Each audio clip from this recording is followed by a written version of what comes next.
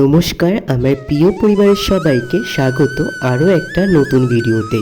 আজ আমি তোমাদেরকে দেখাবো মায়ের কাঠামোটাকে আমি কিভাবে বানালাম আর মায়ের বিচুলি মোড়ানোটা, সেটাই আজ আমি তোমাদেরকে দেখাবো এই ছোটোখাটো মিনি ব্লগে। আগের ভিডিওতে তোমরা দেখেছিলে আমি কিভাবে মায়ের কাঠামো পুজো করেছিলাম, আর আজকে সেই কাঠামোর উপর আমি কিভাবে খড় পেতে মায়ের স্ট্রাকচার তৈরি করব। যেহেতু সামনেই দুর্গাপুজো, তোমরা তো সবাই জানো, তার জন্য কিন্তু আমি প্রতি বছর দুর্গাপুজো করে আসছি। এই বছরটা ধরে আমার 7 বছর হবে, যেহেতু আমি অনেক ছোটো থেকে ঠাকুর বানিয়ে পুজো করি। আর তোমরা তো সবাই জানোই আমি মিষ্টি মাকেও বানিয়েছি, সেটা তোমাদেরকে আমি দেখিয়েছি।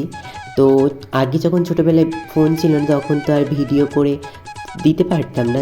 যখন থেকে বড় হয়েছি, কলেজে উঠেছি, তখন থেকেই ফোন এসেছে হাতে, তারপরেই কিন্তু এই ভিডিও করা আমি শুরু করেছি। এদিকে কিন্তু আমার মা দুর্গার স্ট্রাকচার তৈরি করা শেষ হলো। এরপরে কিন্তু গণেশ, লক্ষ্মী, সরস্বতী এগুলো স্ট্রাকচারগুলো তৈরি করব।